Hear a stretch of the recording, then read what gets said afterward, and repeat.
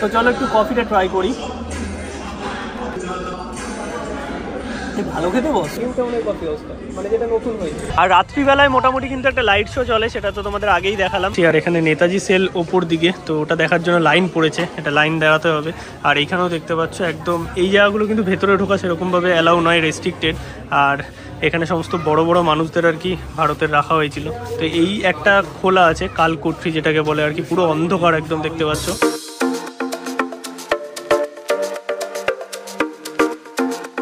তো ফাইনালি 8 মাস আগে, প্রায় 8 মাস আগে আমরা গেছিলাম হচ্ছে কফি হাউসে, মানে আমাদের কলকাতার ফেমাস ইন্ডিয়ান কফি হাউস। আর তখন তো পুরো আলাগই ক্যাচাল চলছিল, মানে টাকা নিয়ে ইন্ডিয়ান কফি হাউসে মানে ঝামেলা। তার থেকেও বড় কথা আমি গেছিলাম লুকিয়ে চুরিয়ে, কারণ আমার কাছে টাকা চাইলে আমি তো আবার গরিব মানুষ, আমি টাকা পয়সা দিতে পারবো না। যদি আমার টাকা পয়সা দেওয়ার ইচ্ছা নেই কোনো রেস্টুরেন্টে, মানে নেওয়ারও ইচ্ছা নেই, দেওয়ারও ইচ্ছা নেই, দেওয়া নেওয়া পলিসিতে আমি আবার বিশ্বাস করি না। তারপর আমি দেখলাম যে আমাদের আলিপুর জেল নাকি আলিপুর মিউজিয়াম হয়ে গেছে। আর তারপর থেকে আমার কাছে প্রচুর প্রচুর কমেন্ট, দাদা একবার আলিপুর জেলে যাও। মানে কিছুদিন আগে তো আমি থ্রেটনিং পর্যন্ত পেয়ে গেছি, তুমি আলিপুর জেল যাবে কিনা। আমি ফাইনালি বললাম ঠিক আছে যাবো, কিন্তু গিয়ে কি করবো, ট্রাভেল ব্লগ দেখালে তোমরা দেখবে না। কিন্তু সেখানে দেখলাম যে ইন্ডিয়ান কফি হাউস আছে, মানে ইন্ডিয়ান কফি হাউস নাকি জানি না, কফি হাউস আছে, সেটা আবার নতুন ভার্সন। তো চলো আর কথা না বাড়িয়ে যাওয়া যাক আলিপুর জেল মিউজিয়ামে। আর 6টা অবধি খোলা থাকে, এখন অলরেডি বেজে গেছে 3টের কাছাকাছি। তাড়াতাড়ি যাই, গিয়ে দেখি কি ব্যাপার আছে, তোমাদেরও জানাবো। আর এতদিন তো জেলে যেতে মানে সবাই ভয় পেত, বাট এখন কিন্তু গর্বের সাথে সবাই জেলে যাচ্ছে, কারণ সেটা দর্শনীয় স্থান হয়ে গেছে। আর আমার মনে হয় কলকাতার কাছে ওই জায়গাটা একটা ইমোশন, এবং তার থেকেও বড় কথা আমাদের বাংলার কাছে একটা প্রাউডের জায়গা।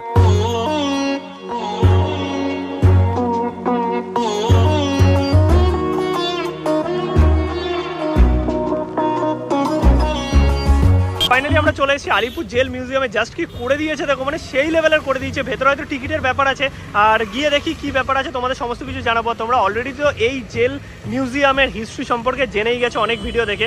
আমি যতটা দেখতে পাচ্ছি 1906 সালে হয়তো প্রতিষ্ঠা হয়েছিল, আর বাকি তো আমাদের গভর্নমেন্টের থেকে এটা এখন দর্শনীয় স্থান করা হয়েছে, আমাদের কলকাতার ঐতিহ্যবাহী টানা রিস্কা।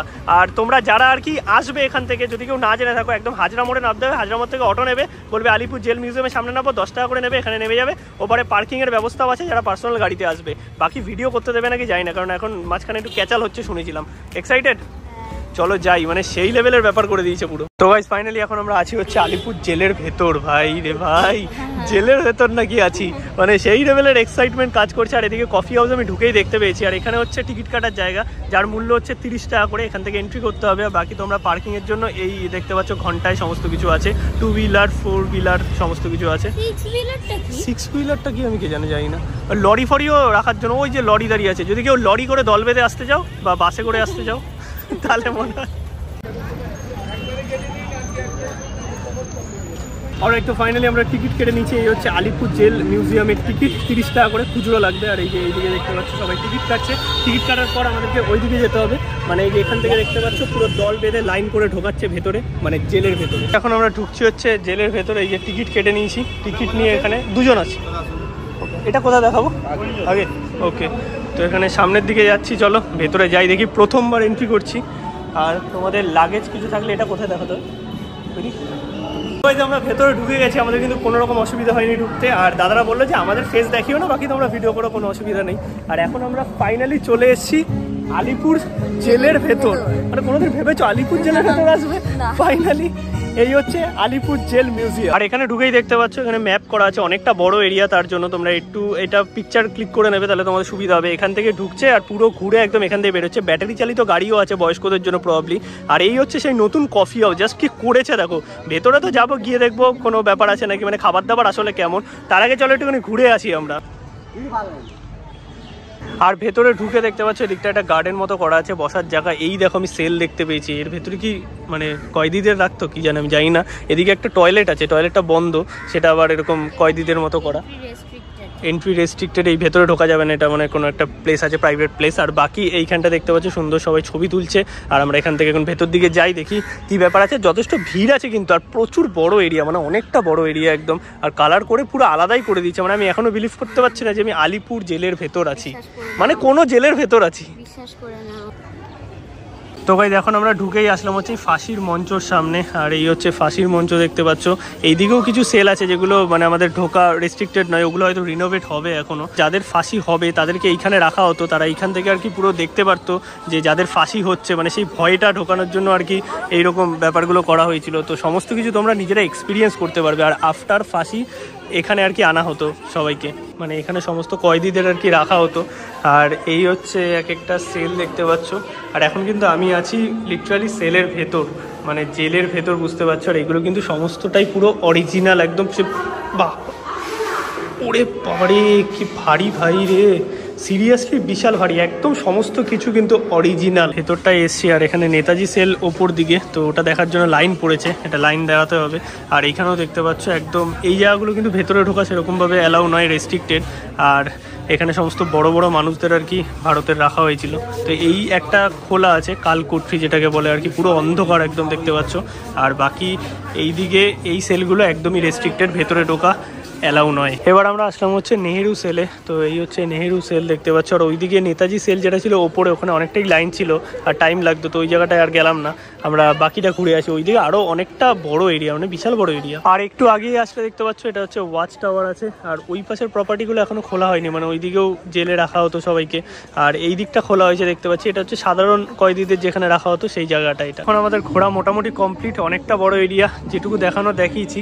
বাকি এখন আমরা যাচ্ছি হচ্ছে কফি হাউসে। তো বাইরে থেকেও একটা এন্ট্রি আছে, মানে এখান থেকেও তোমরা ঢুকতে পারবে আর তোমরা এই ভেতর থেকেও ঢুকতে পারবে। মানে কফি হাউসে আসার জন্য তোমাদের কিন্তু টিকিট কাটা বাধ্যতামূলক নয়, কারণ এখানে বাইরে থেকেও এন্ট্রি আছে। এই পাশে ওপরে উঠতে হবে এখন আমাদের। কফি হাউসের ভেতরটা নতুন কিন্তু এইরকম সুন্দর করেছে, নর্মাল এরকম টেবিলও আছে, আবার এরকম সোফাও আছে চারিদিকে। আমরা ফাঁকা পেয়ে গেছি বাই চান্স। আর এখান থেকে ভিউটা জাস্ট দেখো, মানে পুরো একদম আলিপুর জেলটা দেখা যাচ্ছে।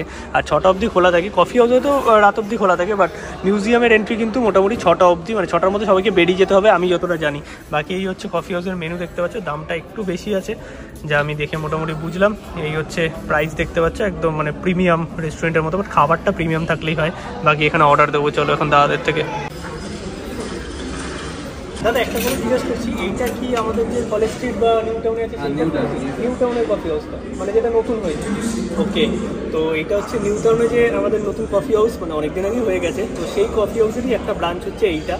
পুরোনো কফি হাউস হয়তো নয়, মানে ওনারা যেটা বললো আর কি। নিচে একটু দেখিয়ে দিই, এই হচ্ছে কফি, যেটা দাম 50 টাকা, এক্সট্রা চিনি নিয়ে নিয়েছি কারণ তিতা হয়ে গেছে নাহলে।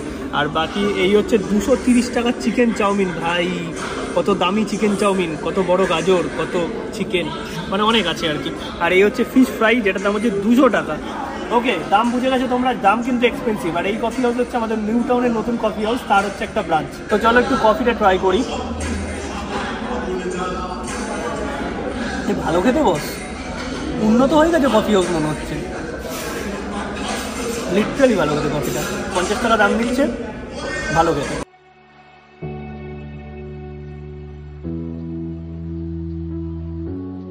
এবার আমরা ট্রাই করবো হচ্ছে ফিশ ফ্রাই। আর এই হচ্ছে দেখতে পাচ্ছ fish fry. Fish fry size ঠিকঠাকই আছে, 200 টাকা দাম আন্দাজে আমি বলবো একটু বেশি। কি এটা ফিশ ফ্রাই দিয়ে জল বেরোচ্ছে গাইস, গরম গরম। ও না, তেল বেরোচ্ছে। ও দেখো ফিশ ফ্রাইয়ের ভেতরে তেল, কিন্তু ফিশ ফ্রাইয়ের মধ্যে এই গন্ধরাজ লেবুটা আমি কোথায় দিয়ে খাবো? প্রথমবার দেখলাম ফিশ ফ্রাই গন্ধরাজ লেবু, ঠিক আছে, কোনো ব্যাপার না। আর এই ভেতরে দেখতে পাচ্ছ মাছ নিয়ে কোনো রকম মানে কথা বলার নেই, বাট এই তেলটা মানে ঠিক করে ছাঁকেনি দেখতে পাচ্ছ। টেস্ট করি একটু।